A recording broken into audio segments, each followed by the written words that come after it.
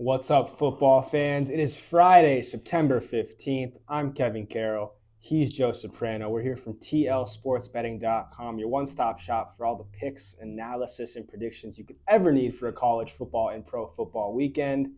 The weekend is here, Joe, and we've got some picks to do. It's a big weekend. There aren't a lot of marquee games this weekend in college. There's always good games in the NFL, but that doesn't mean there's not a lot of fun to be had out there if you want to, maybe put a shekel or two down. Yeah, and that's where we come in. We're going to do the work for you. We're going to have a couple of picks for you, some of our best plays from the college game and the pro game. I'll get us started here. Actually, I wanted to mention one thing.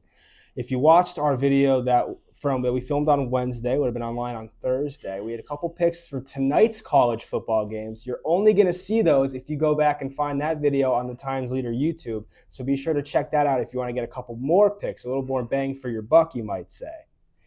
I'll get us started here with a Saturday afternoon at 12 p.m. start. Kansas State goes to Missouri. The Wildcats are favored by 4.5 points on the road, and I love Kansas State.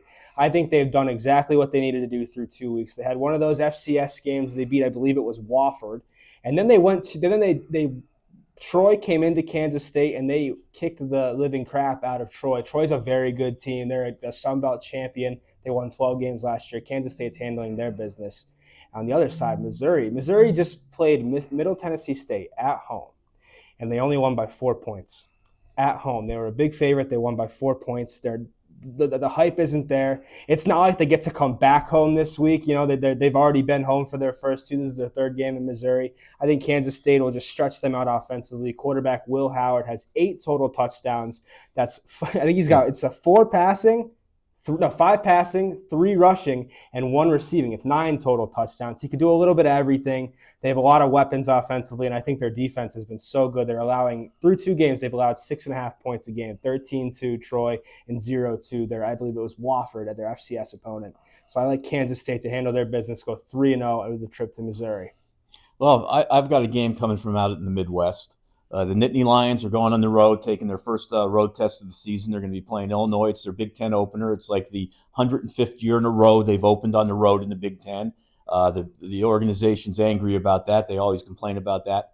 It's not going to matter in this game. Penn State's right now is a 15-point favorite. That's down 3 points actually from where it began at 18. And this is an easy cover for the Nittany Lions. Illinois was handled pretty easily by Kansas last week. Penn State, they played a bad West Virginia team and then a FCS team. Handled both those games easily, but there's just too much offensive firepower on Penn State not to easily handle this spread. They've got Katron Allen and Nick Singleton in the backfield. Drew Aller certainly looks like the real deal. The only question mark still is who's going to be their main wide receiver and step up, but that's not going to be an issue this week. They easily cover that 15 points. Yeah, Times Leader readers who check out our Friday high school and college and pro football picks might notice that for the first time in maybe 4 years here, I picked Penn State to win this week. That is, of course, due to Dominic DeLuca having a pick 6 against Delaware last week. Wyoming area kid, shout out to Dom DeLuca.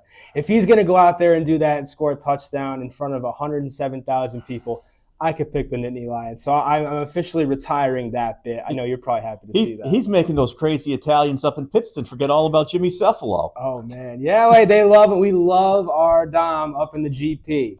All right. I hate that you mentioned West Virginia and threw a little bit of negative energy on them, because my next pick, my second college pick of the day, a primetime game, the backyard brawl, back last year for the first time after 11 years. This year, it's in Morgantown. West Virginia hosts Pitt. I don't think either of these teams are particularly good. I wasn't super impressed with West Virginia, like you said, against Penn State.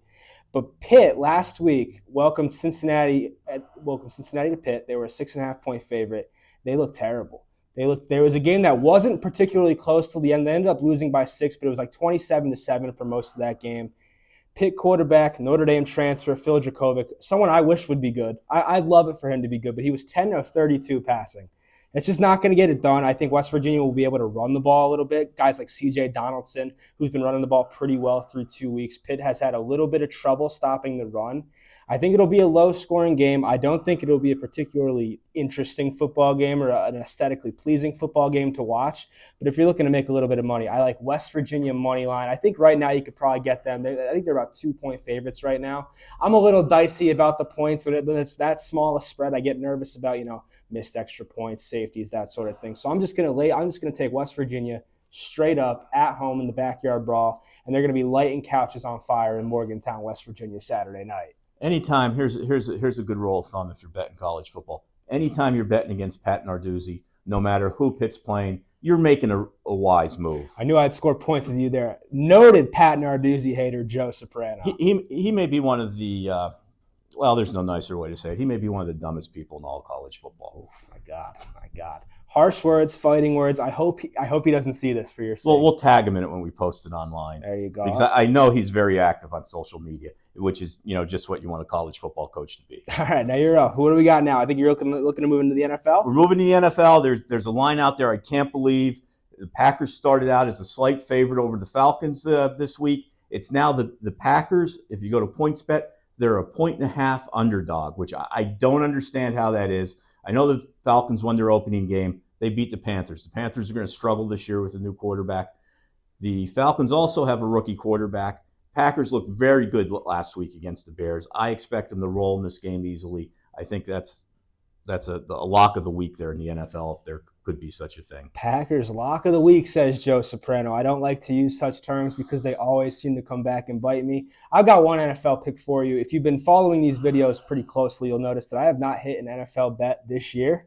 I am struggling, but I think I have the perfect antidote for that. I think we're going to get back on the winning track with the Cincinnati Bengals -3.5. They are at home against the Baltimore Ravens.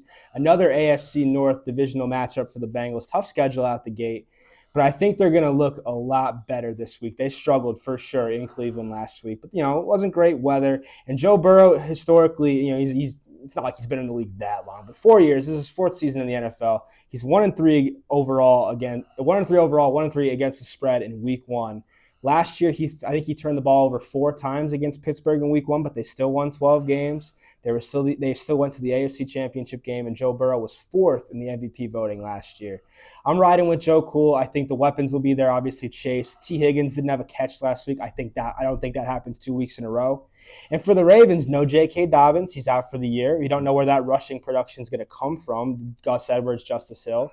Lamar's likely going to have to do a lot of work with his feet. I don't know about Mark Andrews' status. As far as I know, he's still up in the air to play. He didn't play last week. The Ravens have a lot more question marks than certainties. I think the Bengals are going to bounce back, ride with Joe Cool, and take Cincy -3.5 points. Well, I've got one going up in New York. Cowboys staying in Giant Stadium, playing the Jets. The Jets have Aaron Rodgers as their Wait a minute. They don't have Aaron Rodgers as their quarterback. No, they don't. Famously, they don't. They're coming in with Zach Wilson as their quarterback. I don't think it would have mattered if Aaron Rodgers was healthy. That Cowboys defense is, for my money, is the best defense in the NFL right now.